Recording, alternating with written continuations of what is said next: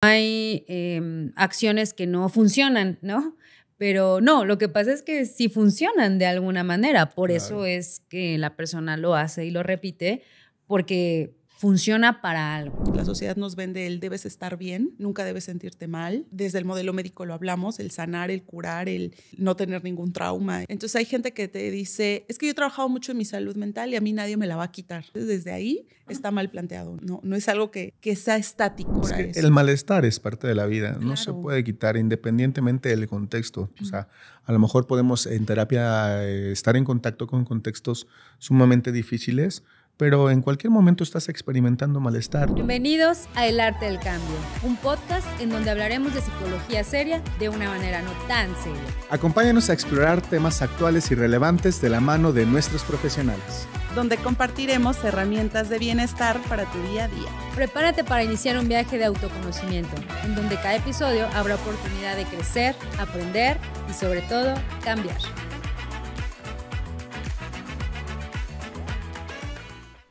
Pues bienvenidos amigos al capítulo número 5, ya estamos casi por la mitad. Y antes de iniciar me gustaría justo saber cómo están, cómo se sienten, justo ya vamos por la mitad. La mitad de esta temporada. La mitad de esta temporada, claro. Están proyectadas 12 sesiones, 12 capítulos, ya en el 5. ¿no? Y ya en el 5. En el 5. Muy rápido se fue el tiempo. ¿Cómo se han sentido, Mariela? Hola ¿Cómo chicos. estás? Bien, muy bien. Como siempre contenta de compartir este espacio con ustedes, ver qué ideas fluyen el día de hoy. Y pues bueno, un poco agripada, pero nada que no me haga estar aquí. Entonces contenta de estar con ustedes. Comprometida con lo valioso. Exacto, como a pesar de que no me sienta al 100, pero aquí estoy. Muchas gracias por estar aquí, Mari. Bien, la verdad es que este ejercicio de hablar de algo que nos gusta mucho, como la psicología, con ustedes, frente a cámaras y esperando que audiencia, gente escuche esto y algo les deje, algo les mueva, me gusta mucho. Entonces me siento contento de estar aquí nuevamente. Aparte ya casado. Ahora sí. El capítulo pasado dijimos... No, estabas en el pre. Estábamos unos días antes, ¿no? Ahora ya casado. Pero enséñanos. Ahí está. Pero bien. ¿Tú, Grace, cómo estás? Yo también contenta. Ahorita que decía estábamos a la mitad y sí es cierto, a la mitad de que a veces como las cosas las tiene uno aquí, pero cabeza, a veces no las comunica. Y sí, a la mitad de que, bueno, de la primera temporada, ¿no? De este proyecto. Muy contenta también, la verdad es que yo no había tenido como esta experiencia antes, ¿no? Y ha sido grato, ¿no? De repente pues sí dan nervios, yo creo que normal, ¿no? Claro. Y obviamente, ¿sabes? También creo que es una responsabilidad tener un micrófono enfrente, ¿no? Entonces, bueno, esa parte también como... Sí, de repente de ¿qué vas a decir? ¿No? Como el capítulo pasado que te decía, ¿y estamos a favor o estamos en contra? Para saber. Nada, dejémoslo que todo fluya. Ya por eso vamos aprendiendo que hay que ir dejando que todo fluya, que todo fluya. Sí, pues y nada, ¿no? Gracias por estar aquí, por acompañarnos, por seguirnos, los que nos han seguido desde el inicio. Y pues vamos a comenzar el tema de hoy. Vamos. Chan. El capítulo 5. ¿De qué vamos a hablar hoy, chicas? ¿De qué vamos a hablar? ¿De qué quieren hablar hoy? Hoy vamos a hablar, ¿qué te parece de la salud mental? Un tema controversial, incluso desde el concepto. Desde el concepto, desde la etiqueta, ¿no? Sí. Dale. Pues vamos allá. Ideas piensen. Justo, exacto, ¿no? Y creo que también de repente se habla mucho, ¿no? De este concepto, muchas personas la ocupamos, la utilizamos, pero de repente pasa lo que con muchos conceptos de repente muy conocidos, que es como ya lo ocupamos para todo, ¿no? Y bueno, ¿qué es realmente, no? Entonces, nos gustaría como definir un poquito a qué nos referimos, qué significa, ¿no? Iremos desarrollando y abordando también quizá qué significa en otros ámbitos o enfoques y bueno, ir como clarificando quizá un poco este concepto tan amplio también de repente, ¿no? Que puede ser. Incluso un poco es un concepto un poco abstracto que da pauta o da apertura a muchas formas de entenderlo, ¿no? A mí me gustaría que empecemos un poco por tratar de exponer a lo mejor lo que hemos visto nosotros como personas, como psicólogos, como terapeutas, de la idea que tienen las personas de salud mental, porque uno de los puntos que estábamos hablando de que queríamos tocar en este tema, pues era justo como aterrizar cuál es el objetivo de la terapia, ¿no? Y creo que ahorita lo vamos a tocar, pero creo que de alguna manera muchas de las personas llegan a terapia buscando salud mental. Claro. Pero ¿qué es la salud mental? O sea, llegamos buscando algo, pero a lo mejor no sabemos o no tenemos muy claro qué es lo que vamos a buscar, ¿no? Mari, de manera general, ¿qué crees que la gente piensa o qué te has encontrado que la gente identifica por salud mental? Yo creo que hay muchas asociaciones que la gente hace con este concepto y bueno, ahorita vamos a abordar porque sí es un concepto muy, muy amplio y que creo que desde el concepto está mal planteado o mal entendido tal vez, pero gente que pues lo asocia con bienestar, con ausencia de sentirse mal, ¿no? Con ausencia de dolor, de sufrimiento. Y en todo caso yo me he encontrado gente que lo ve como, voy a decirlo así, como una perla inalcanzable, ¿no? Como algo de que algún día quiero obtener, ¿no? Y tenerlo en mi vida como algo que poseer, ¿sabes? Y creo que de eso también se puede derivar que la gente se frustre, ¿no? O que se encuentre con que no es posible esto. ¿A qué me refiero? He tenido consultantes que no han vivido solo un proceso terapéutico, sino que han vivido tal vez más de uno por diferentes razones en su momento y que está mucho este discurso que la misma sociedad te vende, lo hemos hablado en capítulos anteriores, la sociedad nos vende el debes estar bien, nunca debes sentirte mal, ¿no? Y todo esto. Desde el modelo médico lo hablamos, el sanar, el curar, el no tener ningún trauma y todo esto. Entonces hay gente que te dice, es que yo he trabajado mucho en mi salud mental y a mí nadie me la va a quitar, ¿no? Y bueno, eso me pasó con no sé, con mi pareja anterior y ahora con esta pareja no me va a quitar mi salud mental. Y es como, bueno, a veces desde ahí está mal planteado, ¿no? Claro. Es como, no es algo que sea estático, ¿no? Que ya lo obtuve, como esta perla les decía. O que vaya a aparecer, ¿no? Como de la nada un día yo voy a despertar y voy a sentir esa paz, esa salud mental, porque no solo la asocian con la ausencia de malestar, sino también creo que en sentido opuesto es la búsqueda constante de emociones agradables, ¿no? Sí. Como tranquilidad, felicidad, bienestar, paz, ¿no? Que creo que son emociones que muchos de los seres humanos buscamos experimentar en nuestras vidas, pero como todas emociones o experiencias afectivas, son pasajeras, son momentáneas. No podemos estar constantemente en un estado óptimo, inamovible, de bienestar absoluto, desde el concepto de bienestar que estamos hablando, ¿no? Ya. Y como dice María, entonces sí se convierte como en una persecución inalcanzable de intentar sostener esto, ¿no? O incluso, como dice, algo que voy a tener, que poseo. Poseo, sí, claro. O algo que vaya a aparecer simplemente, ¿no? Por ir a la terapia, por dejar de hablar con ciertas personas, ¿sí me explico? O sea, como por algunas acciones que hagamos, pero justo se piensa como en esta parte de que es algo que poseo, que voy a obtener, ¿no? Entonces, yo creo que ahí es un poco difícil, ¿no? Completamente. ¿Tú, Grace, qué opinas? Sí, pensaba ahorita en que lo relacionamos mucho, ¿no? Por ejemplo, cuando dices salud y piensas en salud física, ¿no? Ahorita que decías de la ausencia, pues justo es, ¿no? Ahorita veníamos hablando, por ejemplo, ¿no? El hecho de sentirte agripada. Es como, bueno, entonces no tienes salud, ¿no? Ahorita, porque estás agripada. O a mí hoy, por ejemplo, me duele un poquito la cintura, ¿no? Y es como, entonces no, hoy no tengo salud, ¿no? Y eso me detiene, incluso lo puedo hacer con eso, me detiene. Claro. No puedo hacer algo más. Me inmoviliza, ¿no? O no sé, decías hace rato, ¿no? Tú como conectada con el valor y por eso estás aquí, ¿no? Pero bueno, hay también que no, digo, depende, sí, a veces imposibilita, pero a lo que voy es justo sí, ¿no? Esta ausencia de la salud es no física, ¿no? A lo mejor quizá no sentirme mal, no estar mal, ¿no?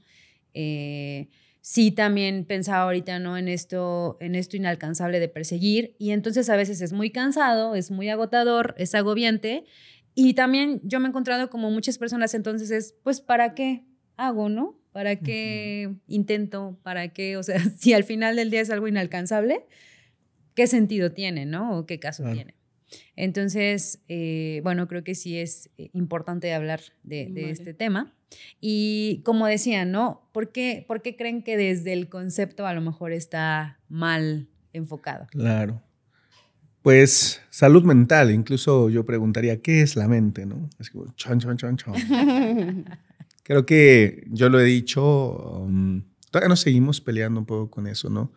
2024, casi 2025, estamos a unos meses y seguimos sin tener claro, y digo seguimos refiriéndome al gremio psicológico, incluso psiquiátrico, y imagínate si los profesionales de la salud mental no nos ponemos de acuerdo con qué es la mente, ¿no?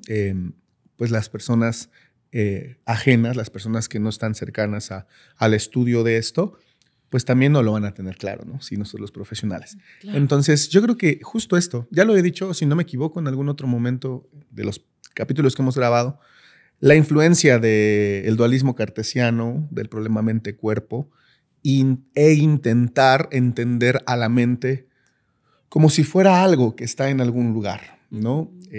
Yo creo que nos hemos confundido con el uso de palabras. Y a ver, hoy en día hay un desarrollo fuerte, un acercamiento fuerte y una influencia fuerte del análisis de conducta. Creo que sí ha habido una difusión muy fuerte y hay comunidades o grupos estudiantiles que sí se están apegando a los principios del conductismo radical.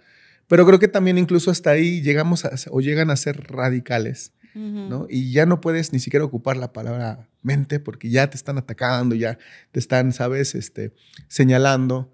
Y bueno, yo lo he escuchado con algunos personajes grandes como de, no nos peleemos con las palabras. Claro. ¿Sabes? Al final de la cuenta, las palabras nos sirven para señalar cosas, claro. ¿Sabes? Las palabras nos sirven para apuntar y contactar con el mundo. Entender conceptos, ¿no? Categorizar. Y hay palabras que son conceptos abstractos. A ver, hay características de las palabras que son connotativas y denotativas. ¿Qué quiere decir? Bueno, no todas las palabras connotan, no todas las palabras denotan. ¿Qué quiere decir esto? Algunas palabras nos sirven para apuntar características físicas de objetos físicos, ¿no? Por ejemplo, si ahorita digo una taza gris, sabemos específicamente que eso se puede visualizar en unas características físicas. Pero cuando ocupamos palabras que son abstractas, son conceptos que nos permiten tal vez agrupar o señalar, categorizar un conjunto de acciones, cosas que a lo mejor no son tan físicas. Por ejemplo, pensemos en el concepto de cultura, ¿no? Si yo les pediría a ustedes que trajeran imágenes a su mente de cultura, ¿no? Seguramente traerán cosas físicas, pero que no son en realidad cultura. No sé, formas de vestir, formas de hablar, formas de comportarse, comida, tradiciones, etc. Pero la palabra cultura no es eso. Sino la palabra cultura es una etiqueta abstracta que nos permite englobar un conjunto de acciones para entenderlos un poco mejor. Pues yo creo que la mente es eso, ¿sabes? Yeah. La mente es un concepto que nos permite agrupar un conjunto de acciones, de comportamientos que principalmente van más relacionados a la acción de pensar. Seleccionar, jerarquizar, categorizar, discriminar, identificar, ¿no? Y a eso le llamamos mente, ¿no? Pero creo que en general la sociedad ha pensado que la mente, desde la influencia que tienen otros modelos psicológicos, ¿no? Que la mente es el cerebro o es algo que tenemos ahí. Y entonces los bioquímicos, los neurotransmisores, no sé, pero se sigue pensando en la mente como si fuera un órgano que no sabemos dónde está, en otra dimensión, porque no es algo físico y que justo pues hay que tenerlo sano, ¿no? Claro. No sé qué opinan ustedes de esto. Yo te escuchaba ahora y al final volvemos al mismo punto. Es que desde el concepto es la influencia que la psicología como ciencia sigue teniendo del modelo médico, ¿no? O sea, el concepto de salud mental, o sea, pensemos si la psicología se hizo ciencia y que hemos hablado que es una ciencia relativamente nueva, es decir, viene a tomar, ¿no? Como estas bases para poder hacerse ciencia de la medicina, por ejemplo, ¿no?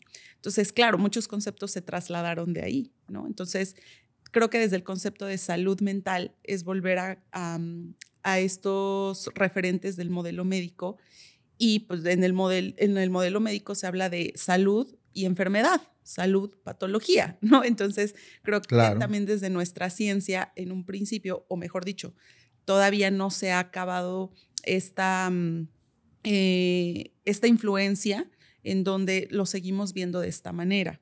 Y como decías, Omar, creo que es importante que nosotros como psicólogos, que ahora vamos a hablar del objeto de estudio porque no es la mente, tengamos claro esto para poderlo transmitir con nuestros consultantes, porque ellos también vienen con esta idea.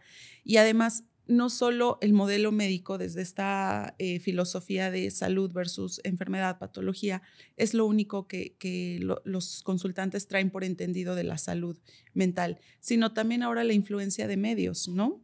Muchas personas que se meten a TikTok, a redes sociales, y que está bien, ¿no? Finalmente estos medios, como los que estamos aquí nosotros, están hechos para eso. Claro. Pero también creo que hay mucha información difundida de manera errónea, y a lo mejor todavía con visión de profesionistas, de psicólogos, psiquiatras, con una visión todavía muy médica o muy reduccionista, muy dualista, como decía Omar, influenciada desde la categorización, ¿no? ¿Cuántos videos no nos encontramos en redes sociales que hablan de síntomas de depresión? ¿Cómo identificar si tienes depresión? ¿Cómo identificar si tienes X situación, ¿no? X patología. Entonces creo que la primera parte es entenderlo nosotros y poderlo transmitir también con las personas que llegan a consulta, ¿no les parece? Claro. Sí, yo creo que también lo delicado a lo mejor de los conceptos erróneos, quizá es cómo desde ahí accionas y cómo desde ahí te mueves, ¿no? Pero como bien dices, y sí me gustaría igual como decirlo, ¿no? O sea, al final también no es pelearnos con las palabras, ni es nuestra intención tampoco, ¿no? Pero sí a lo mejor solo como hablar de lo que sí es, de lo que no es. Tenerlo claro. Yo creo que clarificarlo, si se puede a nivel social, cultural, estaría increíble. Pero bueno, tampoco todas las personas van a tener por qué saber qué es la mente, cuando nos referimos a mente, por ejemplo. Sino a lo mejor la palabra te permite un poco relacionarte con la experiencia y está bien, ¿no? Por ejemplo, no sé, hay conceptos de termodinámica que a lo mejor yo no tengo ni por qué saberlos y está bien, puedo vivir con eso, ¿sí me explico?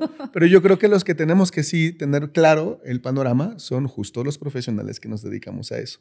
Entonces, queridos amigos, ¿la mente existe?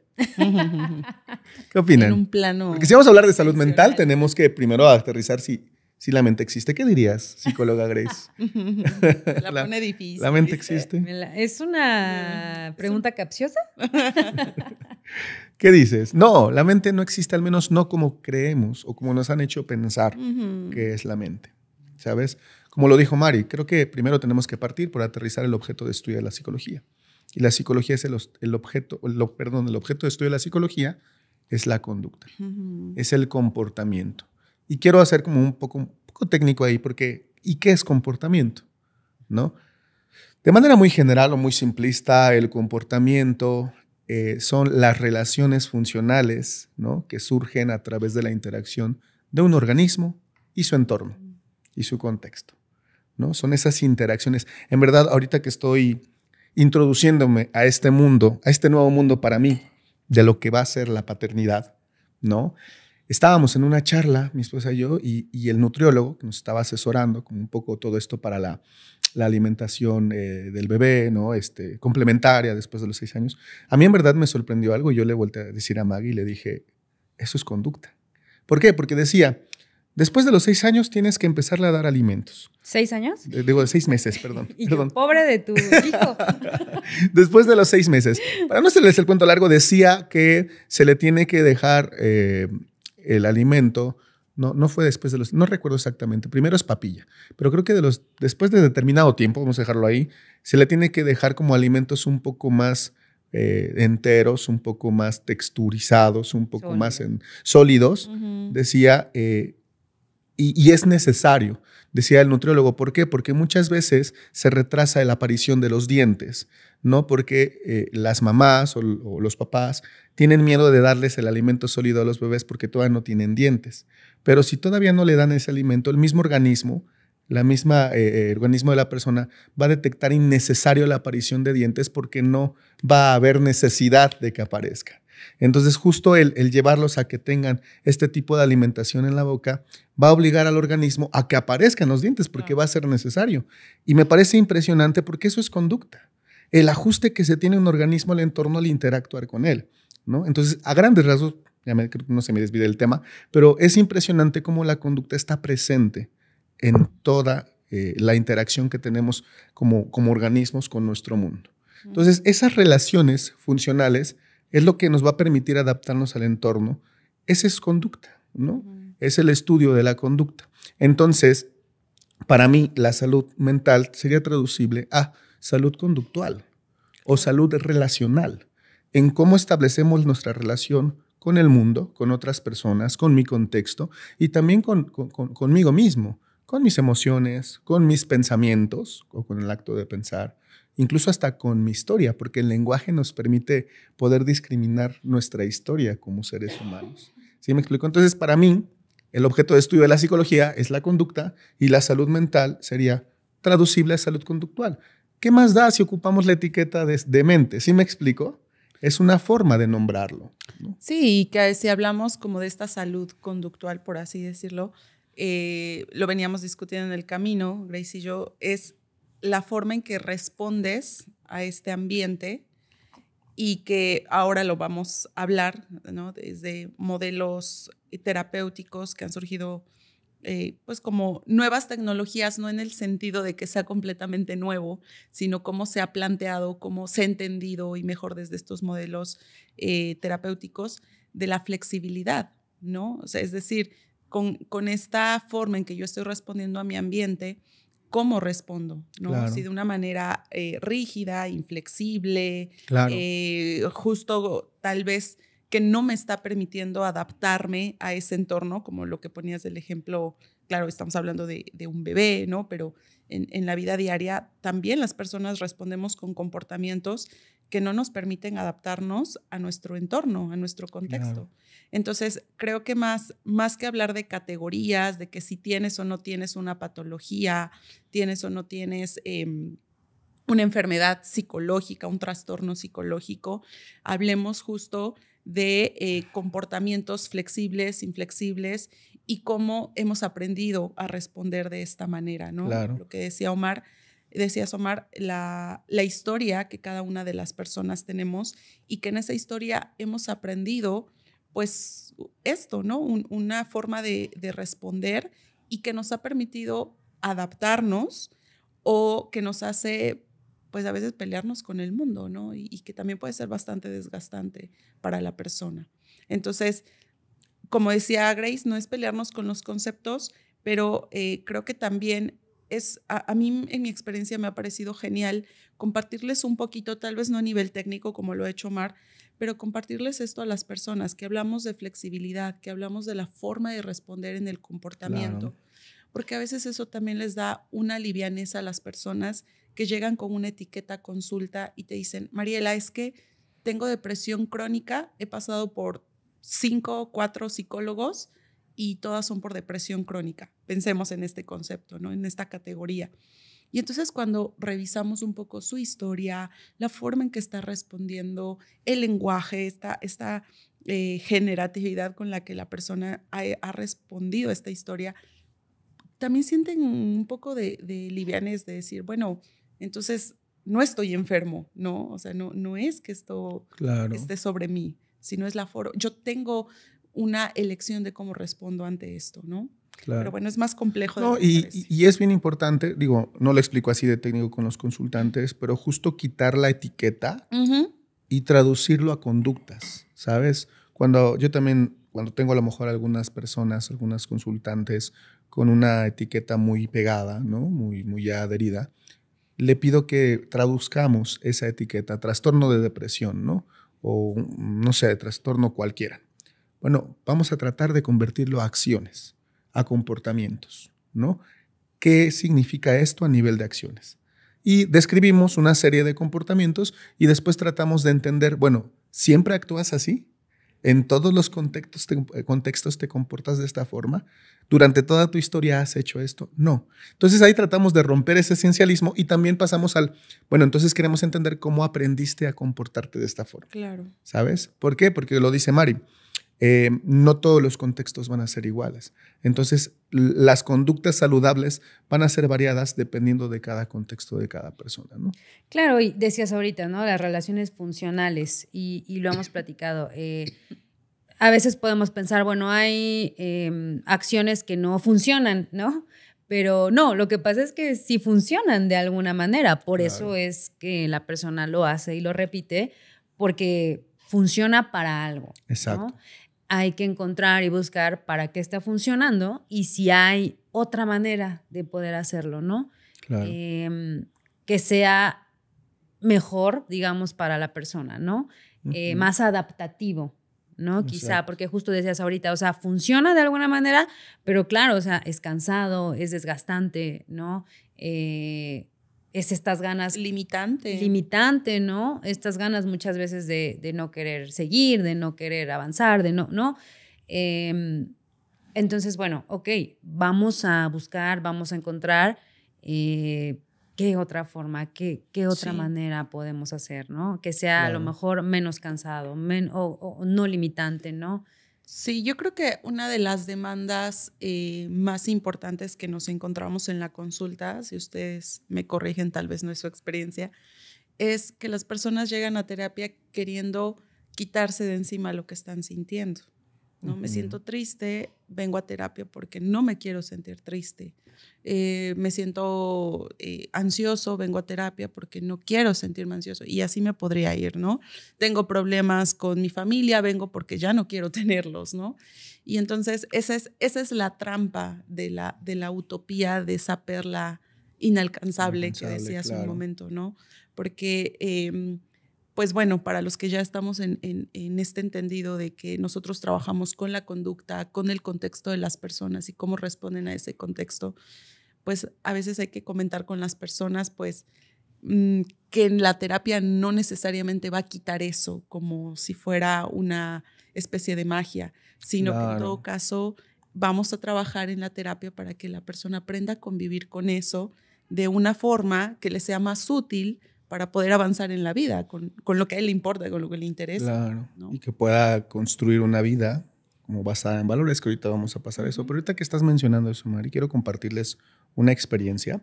Tuve la oportunidad de trabajar con una persona, ya tiene, me parece, como un par de años. Llegó a terapia un chico por su motivo principal de consulta, pues era ideación suicida, ¿no? Claro. Trabajamos en eso, exploramos, trabajamos en todo lo que la estaba detonando y organizando en su contexto y en su historia. Fue un muy buen trabajo terapéutico.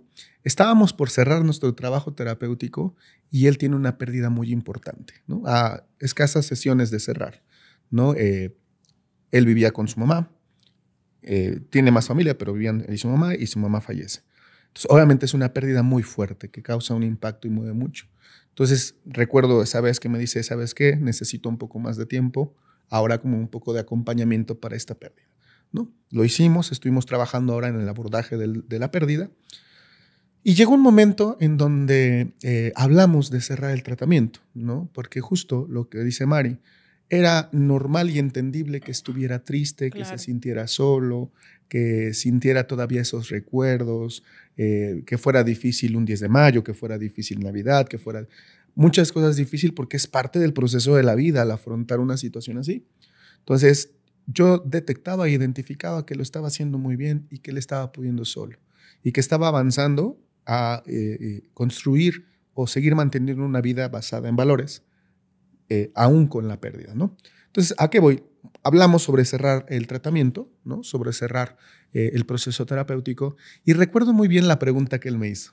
¿Sabes? Me dice, se quedó pensando un momento y me dice, oye, Iván, ¿y cómo tú te das cuenta cuando es momento de dar el alta? Me dice, porque yo voy al médico y el médico me da alta cuando ya no me duele la cabeza, cuando ya no tengo tos, cuando ya no tengo los síntomas. Dice, pero yo también, dice, siento algo dentro de mí que es momento de cerrar, pero me pregunto ¿por qué me sigo sintiendo triste?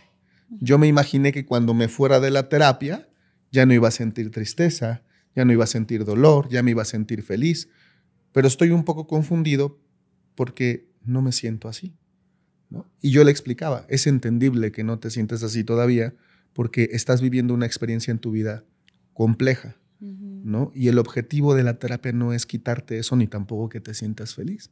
El objetivo es que tú mismo con tus propias estrategias, tanto las que traes de tu historia como las que has desarrollado aquí, es que puedas afrontar esta situación en tu vida de una manera adecuada para ti. Y entonces se quedó pensando y me dijo, ahora me hace sentido. Y entonces fue un cierre un poco nostálgico y difícil, ¿no? Porque no se fue feliz, ¿no? Pero yo le decía, es como quitarle las llantas a la bicicleta, las llantitas. Y ahora puedes afrontarlo tú solo, ¿no? Entonces, eso, ahorita que estaba hablando Mari, a mí me recordó eso porque justo, ¿no? Es un poco parte de lo que tenemos entendido como salud mental, que tenemos que estar tranquilos, que tenemos que estar felices, ¿no? Pero no se puede todo el tiempo. Sí es que hay situaciones en mi contexto que no lo permiten, ¿no? Sí, lo que decías de la bici, ¿no? El que no tenga llantitas no quiere decir que no puede pasar un accidente más adelante. O sea... Claro, y la idea es que, bueno, pueda levantarse y pueda seguir su camino, su dirección valiosa, ¿no? Porque ya se le dio alimento sólido. Exactamente. Y estas estrategias también que, ¿cómo decirlo? O sea, las personas van desarrollando durante el proceso de terapia estrategias, incorporando nuevas formas de afrontar el problema, cual sea que tengan en su vida. Y si hablamos de salud como la ausencia de malestar, pues prácticamente que nuestro trabajo sería en vano, porque muchas veces no podemos arrancar a las personas de ese contexto que les está generando malestar, como lo que está diciendo Mar. Claro. ¿Cómo le regresas a tu consultante a su madre, tal vez, o a su familiar que falleció? No sé. No puedes hacer eso. En la vida no se puede hacer eso. Entonces, creo que es casi que sería utópico hablar de una salud perfecta, ¿no? Porque no podemos arrancar a las personas de su contexto, pero sí en el proceso terapéutico moldear habilidades, entrenar habilidades que les permitan responder mejor a eso. El malestar es parte de la vida, no se puede quitar independientemente del contexto. O sea, a lo mejor podemos en terapia estar en contacto con contextos sumamente difíciles, pero en cualquier momento estás experimentando malestar. Tú hablaste de un dolor de cadera hace ratito. Sí. María hace ratito con el aire acondicionado, ¿no? Yo a veces tengo alergia. O sea, el malestar es parte de la experiencia de la vida, independientemente del contexto. Ahora, otro mito también que hay es como el equilibrio, ¿no? Buscar el equilibrio en la mente, el equilibrio en las emociones, pero también ¿qué es el equilibrio? Porque pareciera que el equilibrio para muchos es un estado inamovible. ¿Sabes? Exactamente, un status quo. Y yo creo que el mantener el equilibrio va a depender también de la situación. ¿Sabes? Yo puedo estar, pensémoslo del 1 al 10, por poner una escala, ¿no? El equilibrio podría ser el 5, ¿no? Pero en una situación adecuada. Pero tal vez en una situación donde sea difícil alcanzar un 10, no sé si me explico, mi equilibrio no siempre va a ser 5. A veces, dependiendo de las circunstancias, el equilibrio se puede mover a un 3, a un 2, pero es mantener el equilibrio siempre en relación con la situación. Pero para veces parece que las personas quieren estar siempre en ese status quo y eso también genera frustración. Y eso genera también... Más bien justo es adaptarte, ¿no? Exacto. Justo como eres bebé, no necesitas tener dientes, ¿no? Y gracias a Dios porque amamantan. Exacto. Entonces, o sea, claro, no necesitas los dientes. Claro. No pasa nada, no queramos que tenga dientes, ¿no? Bueno, más adelante sí, ok, vamos a estimular eso, ¿no? Claro. Es, como dices, creo que es más bien adaptarte al entorno, al medio que necesitas para esta situación en particular, para este contexto en particular, ¿no? El nutriólogo decía, el organismo y la naturaleza es muy sabia y no va a gastar energía en lo que no es necesario. Claro. Y yo recordé el concepto. Nosotros sí lo hacemos. Y yo recordé el concepto de economía conductual, ¿no? De que justo no va a haber ese desgaste si no es requerible. Claro. Pero justo, y también creo que es parte de lo que se ha fomentado con el concepto que se tiene o los sí, el concepto y los objetivos que se tienen desde otros enfoques terapéuticos, ¿no? Justo, y fíjate, iba a eso, ¿no? Ok, bueno, dentro de la psicología, ¿no? Hay también diferentes enfoques, ¿no? Y dependiendo del enfoque hay formas también como de ver, ¿no? ¿Qué es lo que estudia? ¿Qué es lo que busca? ¿Cuál es el objetivo a lo mejor terapéutico, ¿no? Hablabas ahorita, por ejemplo, de conducta, ¿no? Y buscar cómo se adapta a lo mejor esa conducta. Me gustaría saber desde qué enfoque estás hablando esto, ¿no? Y como hablar un poquito a grandes rasgos, ¿no? Como de otros enfoques y cuál sería como esta diferencia, cuál sería lo que otros enfoques quizá buscan. Claro. Bueno, para las personas que nos están viendo que no sean como muy cercanas a la psicología, pues un poco contextualizar en la psicología, ¿no? Sobre todo en el acción o en el trabajo de la psicoterapia, han habido pues muchas propuestas, ¿no? Y siguen habiendo muchas propuestas donde hay distintos enfoques. Por enfoques nos referimos como a perspectivas desde las cuales estudiar o entender un fenómeno, ¿no? En este caso hablamos de la salud mental o salud conductual. Y desde donde también se interviene, ¿no? Exactamente, y justo esa perspectiva pues va a servir de qué estrategias utilizar, ¿no? Cuando vayan a terapia siempre es importante también que tomen en cuenta este estilo, el enfoque, porque va a ser muy diferente la forma de verlo y la forma de cómo trabajarlo, ¿no? Voy a hablar de generalidades, tampoco es que pueda ser experto, seguramente muchos expertos en esos enfoques puedan hacer observaciones y criticarlo y es válido, pero desde los enfoques más clásicos, ¿no? Se traía mucho esta visión que hemos comentado ya bastantes veces de la influencia del modelo médico. Por ejemplo, uno de los enfoques más conocidos, yo diría, porque lo vemos en películas, en series, incluso hasta novelas o televisión, ¿no? ¿Sabes? El del psicoanálisis, ¿sabes? Es que cuando te conoce alguien y saben que eres psicólogo, dices, entonces... Me vas a psicoanalizar. Hasta el concepto, ¿no? Hasta el concepto. Por eso me reí. Digo, no es que traiga nada contra el psicoanálisis y contra Freud per se. Porque pareciera que sí. Pero... Todos aquí tenemos... No.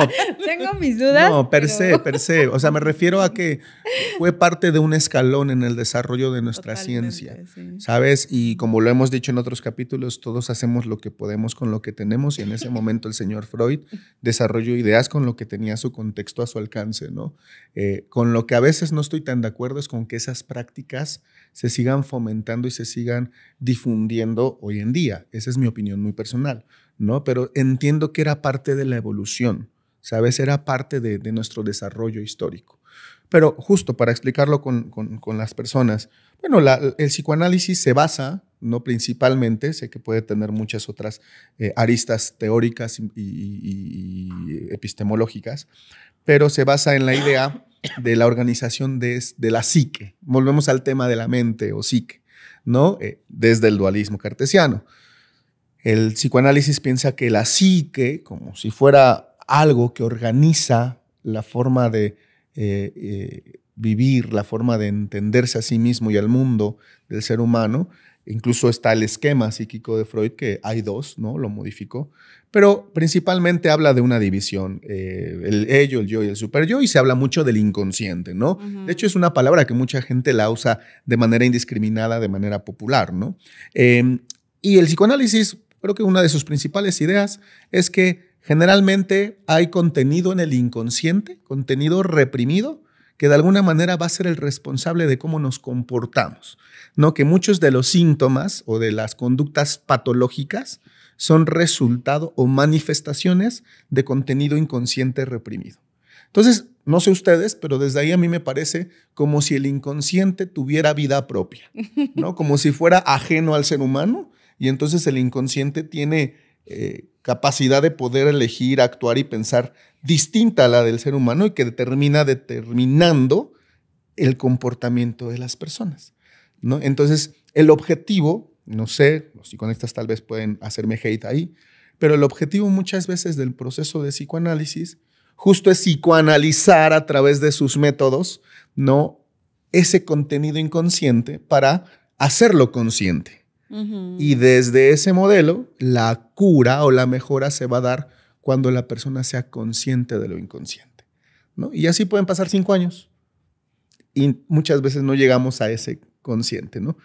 O muchas veces las personas ya son conscientes de muchas cosas, de que me influyó mucho el que mi papá me haya abandonado, de que, etcétera, ¿no? Sí. Pero muchas veces el ser consciente no cambia mi comportamiento. Entonces ahí es donde yo lo veo un poco limitado. Ese es un poco... Fíjate, ahorita que decías eso, que decías que el psicoanálisis es como parte, ¿no? Como un escalón.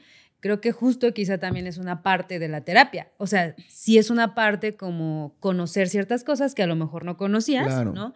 Como, ok, tiene sentido por esto, por tal, ¿no? La historia de aprendizaje. Porque pero los errores metodológicos son importantes, teóricos son importantes. Uh-huh.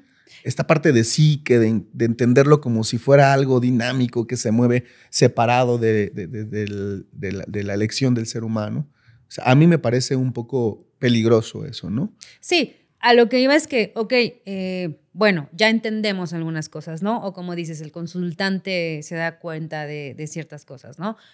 Que sigue, uh-huh, ¿no? O sea, creo que igual es como una parte, a lo mejor sí ayuda, ¿no? Es parte del proceso, pero que sigue, ¿no? ¿Qué hacemos con eso? Exactamente. Y ojo, el psicoanálisis creo que dio parte a cosas muy interesantes que seguimos ocupando y que nos dejó de herencia, como lo es la relación terapéutica, uh-huh, ¿no? Como es la famosa catarsis que en algún momento se habló, que era la cura mediante el habla. La narrativa, el intercambio, claro, ¿no? Lo que llaman transferencia y contratransferencia. Actualmente lo estudiamos desde la conducta, ¿no? Sí. Y creo que la práctica dejó como herencia muchas cosas muy positivas, ¿no? Pero creo que, al menos desde mi punto de vista, el error es más como filosófico y conceptual. Entonces creo que es eso. ¿Quieres platicarnos un poco del humanismo, Mari? ¿Tú qué tienes un poco de... Bueno, ¿tuviste formación ahí? Antes de entrar a eso, yo quisiera decir que, a ver, creo que planteamos un poco estos paradigmas, no porque estemos peleados con los enfoques, sino justo para entender que han sido parte de, como en toda ciencia, de un desarrollo, de un crecimiento de esta ciencia, ¿no? Entonces, claro, nosotros somos psicólogos y hablamos de este pasaje o de este caminar histórico, pero seguramente como desde la física, la medicina, cualquier otra ciencia, tal vez también haría este recorrido. Y no me acuerdo si en algún momento tú decías ese ejemplo, Omar, o lo escuché de otra persona y se me quedó muy grabado como que como en toda ciencia va habiendo nuevos avances, nuevas tecnologías, descubrimientos, investigación, claro, y demás. Y qué bueno, ¿eh? Sí. O sea, imagínate que siguiéramos haciendo lobotomías, ¿no? Por Exacto. ejemplo. Esto sí lo escuché de ti. Porque iba eso, ¿no? Como es, tú vas con un médico, poniendo nuevamente un ejemplo de médico, y bueno, o sea, te gustaría que te atiendan desde lo más innovador, ¿no? Para un tratamiento, no sé, voy a poner un ejemplo de cáncer, ¿no? Y tú dices, bueno, ¿qué tratamientos hay? ¿Qué opciones tengo?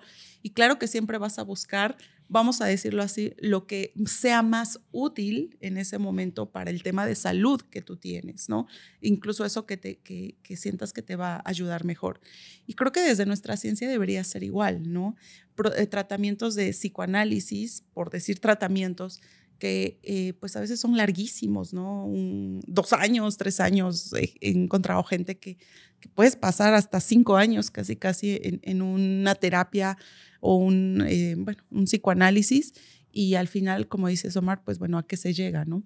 Entonces creo que también parte de la evolución de estas terapias de nuestra ciencia es ir buscando no solo nuevas perspectivas, nuevas investigaciones de lo que es la conducta humana, sino también trabajar en la eficiencia, ¿no? O sea, que eso cada vez ayude de mejor forma a Totalmente. Las personas.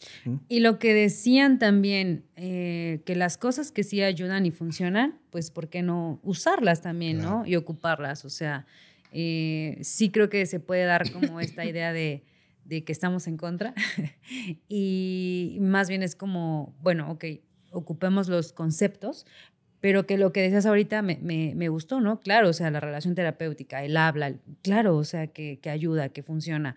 Usémoslo, ¿no? O sea... Claro, y no me voy a adentrar tanto, pero ahorita que decía Omar, por ejemplo, del enfoque del humanismo, volvemos a lo mismo. También responde a una etapa sociohistórica del contexto de ese momento, ¿no? Claro, el enfoque del humanismo también responde a esto, ¿no? Como voy a decirlo así, como una irreverencia justo a estos modelos que planteaban al ser humano como vistos desde la enfermedad, desde la patología, y en un intento de despatologizar tal vez como la mirada que se tenía del sufrimiento humano, el humanismo se va al otro polo, ¿no? Como entonces pues vamos a ver al humano desde el potencial, desde la libertad, desde que él mismo puede gestionar solo con sus propios recursos y su propio potencial, sus propios problemas o malestares.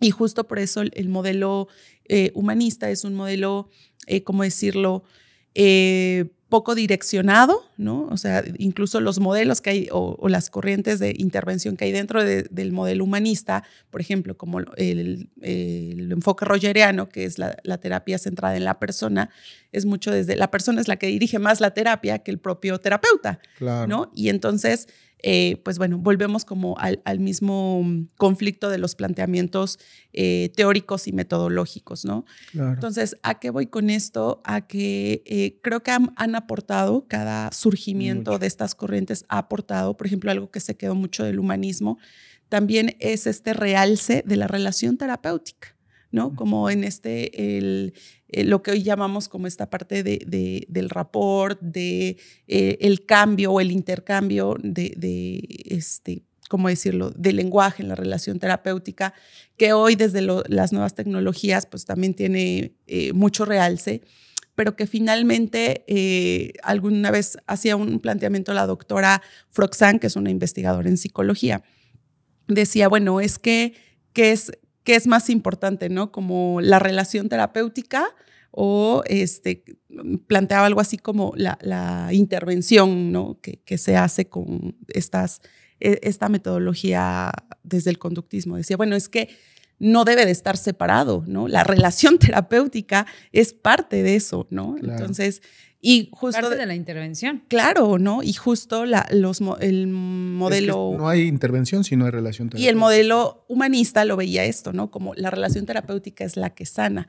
No a priori, es el intercambio. Se negó a muchas tecnologías, ¿no? Esto, ¿no? Ahorita que hablaba Mari del contexto sociocultural y yo diría hasta político, sí, que dio como origen el enfoque humanista, pues es un enfoque que viene posguerra. O sea, incluso era necesario. Yo creo que responde a las necesidades en ese momento de la humanidad, del reconocimiento del potencial, del crecimiento, y que digo, está súper bien, pero justo creo que tal vez a mi punto de vista, un error del enfoque humanista es que se separa, niega, rechaza, ¿no? Procesos como metodológicos, científicos, tecnologías, prácticas que ya venían desarrollándose, por ejemplo, desde el conductismo. Y justo por yo diría a veces, no sé si lo que voy a decir pueda ser muy criticado, porque creo que el enfoque humanista a veces fomenta mucho ego del ser humano, ¿no? El creernos distintos a veces al resto de la naturaleza. Y yo se lo escuché a algunos psicólogos humanistas. No, pero es que ¿cómo vas a comparar al ser humano con un ratón que está haciendo un experimento en el laboratorio o con una paloma? ¿No? No es que los comparemos, lo que están estudiando los experimentales son las leyes de conducta que responden desde organismos simples hasta organismos complejos. Pero justo en diferenciarse como seres humanos, negaron como mucha riqueza científica, teórica, metodológica, y solo se centraron en la parte. Que no estoy diciendo que no funcione, claro, pero creo que ese pudo haber sido un error del humanismo, el negar toda esa parte, ¿no? El negar la parte científica, la parte teórica que ya venía avanzado, ¿no? Y lo importante de conocer la historia, ¿no? Y de entender, como dices, o sea, de dónde vienen, por qué surgieron, claro, que respondieron al contexto histórico y que funcionó. O sea, lo importante como de entender todo esto. Y yo decía, ¿no? Ok, ocupar lo que funciona, pero al final del día creo que a lo que vamos hoy es, ok, pero hagamos ciencia. Claro, ¿no? exactamente. O sea, está bien. Decía hace rato, hay cosas que funcionan, ok, es desde las ciencias, pero entender por qué funcionan. Exactamente. ¿no? O sea, creo que ahí es la parte en donde a lo mejor con lo que podemos quizá no estar tan de acuerdo con algunas cosas, más bien es por eso, ¿no? No se ciñen a los principios básicos de la ciencia, simplemente por eso, ¿no? Fabián Olaz es un psicólogo muy bueno, argentino, de Córdoba, Argentina. No creo que lo esté escuchando, pero si no está escuchando, Fabi, un saludo. Hola. Hola, Fabi. Yo la admiro mucho, es muy bueno. Una vez le escuché en un taller, decía, ves que se puso muy de moda este concepto de hay que ser holísticos, ¿no? Es decir, como incluir de todo, ¿no? Lo que te sirva. Y él decía, claro, se permite ser holístico a nivel metodológico, a nivel pragmático, pero nunca a nivel teórico. Nunca a nivel filosófico. Nosotros tenemos que partir de una base conceptual, que es el análisis de conducta, en donde está establecido y comprobado a nivel de ciencia cuáles son estas leyes de comportamiento. Ya a nivel metodológico, a nivel práctico, si tú quieres meter cualquier cosa que te funcione, adelante, pero tiene que ceñirse a nuestra visión teórica, ¿no? Entonces, eso es lo que dices, como muy bien, o sea, sí, tomamos lo que nos sirva, pero siempre partiendo de una idea base, ¿no? Que es el estudio del comportamiento. Y perdón que te interrumpa, Omar, que el mismo terapeuta tenga claro para qué le va a servir. Claro. ¿No? O sea, que tenga este entendido de cómo es que está funcionando, ¿no? O sea, cómo esto incluso tal vez con otra estrategia, con otra forma, podría repetirse ese objetivo que yo me estoy planteando para intervenir. Entonces, a veces es mucho el problema en la parte práctica, ¿no? Claro. Y también teórica, ¿no? Que si no tenemos claro cómo están estos principios teóricos, pues en la práctica realmente el profesional no va a saber qué es lo que está haciendo. Claro, totalmente. Y bueno, hay otros enfoques, ¿no? No sé si nos dé tiempo, ¿cómo vean ustedes? Yo quisiera hablar de dos, o sea, que hablemos de dos, porque tan solo un poco alguna idea que me estaba surgiendo con lo que dijo Mari del humanismo. Creo que un poco también el objetivo de la terapia humanista o del hacer terapia humanista es lograr que la persona reconozca su potencial, se reconozca como un ser humano con toda su complejidad y totalidad y si lo reconoce, si se identifica con ese potencial, puede crear una vida valiosa, ¿no? Que está bien eso, pero a veces para que eso suceda, la persona necesita tener herramientas. Claro. Necesita tener repertorios de conducta para poder llegar a eso. Y creo que es ahí donde puede haber un poco el área de oportunidades de este enfoque.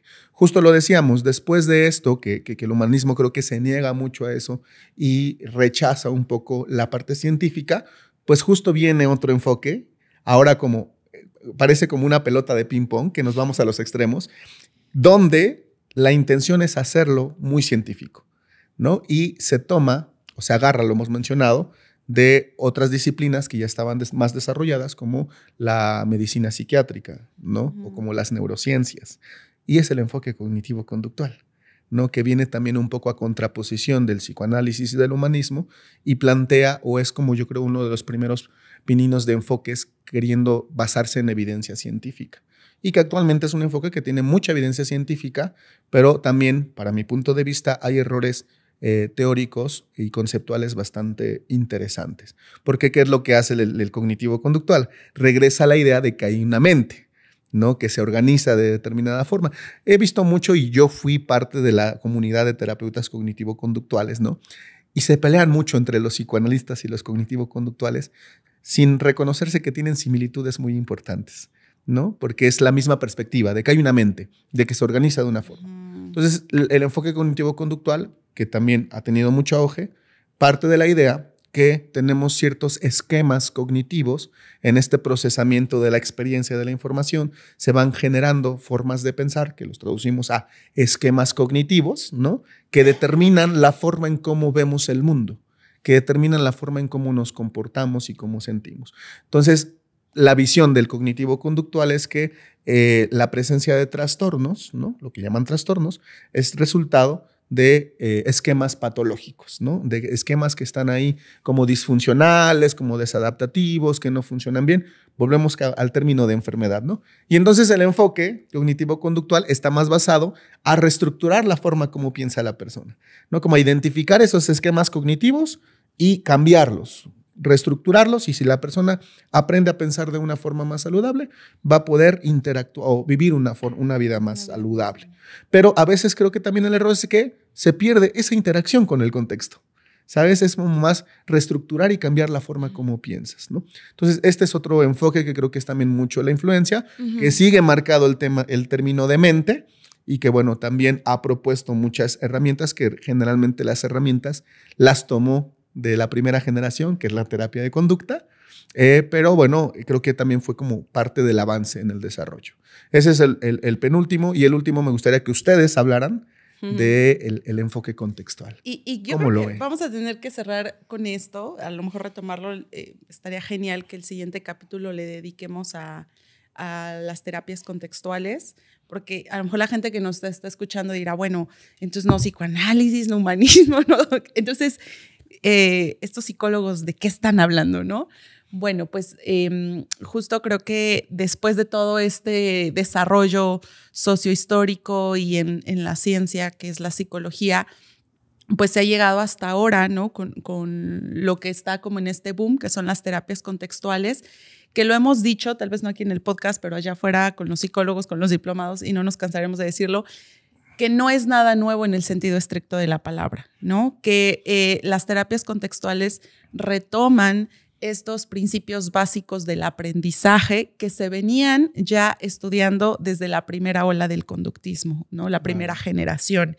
Y que, bueno, también no nos va a dar tiempo de hacer un recorrido histórico con eso, pero que entonces es allá a donde se dirigen ahora como estas nuevas tecnologías, como la terapia de aceptación y compromiso, como la terapia analítica funcional, como estas terapias que están surgiendo más enfocadas no desde el modelo médico o patologizante, sino desde... O dualista, ¿no? O dualista, sino entender al ser humano como una totalidad, ¿no? Una totalidad no entendida holística para la intervención, sino tal vez, bueno, no me encanta la palabra holística, pero más integrada, yo diría, integrada para poder entender al ser humano, a la conducta. Y en interacción con su entorno. Exactamente. Y que los comportamientos son resultado de esa interacción. Sí, bueno, fíjate que hay otros enfoques, ¿no? También, pues ya no los hablamos, ¿no? El gestal, el sistémico, ¿no? Decir que creo que sí, que las personas y en general creo que hacemos eso, Omar, lo que decías hace rato, ¿no? Como que nos vamos a los polos y entonces del psicoanálisis se pasó al humanismo y hacemos eso, ¿no? Pero yo creo que no nos va a dar tiempo, ¿no? Ya de abordar, porque a mí me gustaría platicar, bueno, entonces, a lo mejor qué enfoque nosotros estamos ocupando, ¿no? Sobre todo a lo mejor en la clínica, y por qué, ¿no? Y por qué nos ceñimos a ese enfoque. Dentro de ese enfoque, que son las terapias contextuales, como algo más global, ¿no? Bueno, está la terapia de aceptación y compromiso, ACT, que igual me gustaría hablar un poquito más a fondo de eso. Y esta parte, ¿no? De por qué estamos a favor. Claro. Pero yo creo que sí, va a tener que ser para el siguiente episodio. No me gustaría también como que corriéramos en esa parte. Yo creo que podemos dejar la idea general abierta. Y algo importante que queremos decir, o que yo quiero decir, es que creo que algo muy peligroso o muy no tan productivo en nuestro desarrollo como ciencia, ¿no? La psicología y la psicoterapia, fue que en su momento se llegó en este tema de los enfoques a tomarse como si fueran partidos políticos o religiones y que nos peleábamos tremendamente, como en el México de los 80s o 90s, ser del PAN o ser del PRI era dificilísimo, ¿no? Digo, yo no viví eso, pero me cuentan mis tíos, mis padres, ¿no? Que si te querías casar con una chica que su familia era del PAN y tú eras del PRI, uy, no, como los Montesco y los Capuleto, ¿no? De Romeo y Julieta. Entonces, así era a veces un poco, ¿no? Actualmente no nos estamos peleando con eso. No, pero no me casaría con un psicoanalista. No es cierto, estoy bromeando. No es así pelear. Que bórrenla de sus contactos.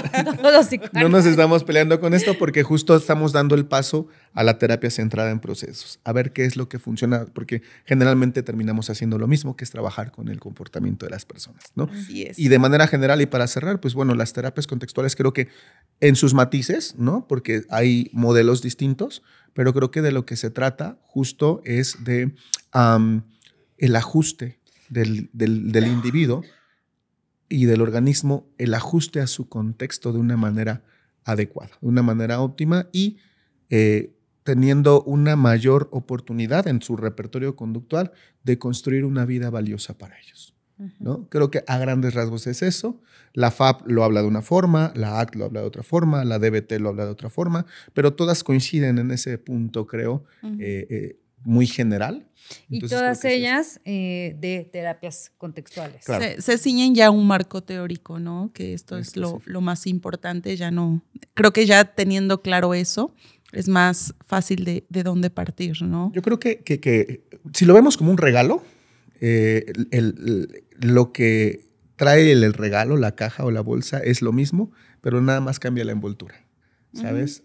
La DBT tiene una envoltura, la FAP tiene una envoltura, la AC tiene una envoltura, que ya acá depende mucho también de las circunstancias, de lo que se requiera en la situación, funcionan, pero creo que de entrada lo que trae ese regalo en el interior es lo mismo, ¿no? Yo creo que es ayudar a la persona a que pueda construir una vida valiosa para ellos, ¿no? Aceptando el malestar, el dolor, aceptando, ¿sabes? Y despatologizando eso. La flexibilidad. Flexibilidad. Vamos a hablar de eso. Claro. Vamos a hablar de eso. Perfecto. Sí, porque muchas cosas funcionan, pero ¿por qué funcionan? ¿No? O sea, nos ponías un ejemplo una vez, como prender el interruptor de la luz, ¿no? De un foco y lo aprietas y enciende, ¿no? Ah, súper, ya hay luz. Claro. Pero ¿cómo funciona, no? O ¿por qué un día lo aprietas y, oye, hoy no enciende, ¿no? Claro. ¿Por qué?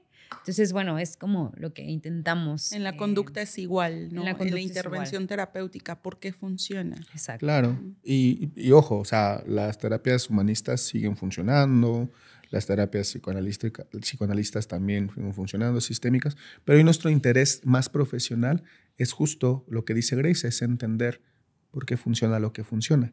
Ya no nos peleamos con lo que está funcionando, porque ya está más que demostrado lo que funciona, ¿sabes? Pero ahora el interés es por qué funciona.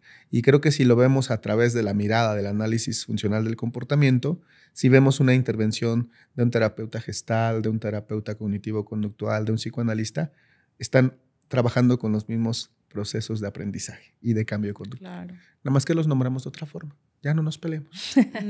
Nuestro interés va más a explicar por qué funciona y tal vez no de manera técnica, pero sí de manera, yo diría a priori, con los consultantes, que ellos también lo entiendan. Claro. ¿No? O sea, bueno, ya lo discutiremos la siguiente sesión. Hay mucho de discutir la próxima sesión, pero justo es eso, ¿no? Un poco, para cerrar, quitar la despatologización de la persona, ¿no? Y tratar de dirigirla a una vida valiosa para ellos, ¿no?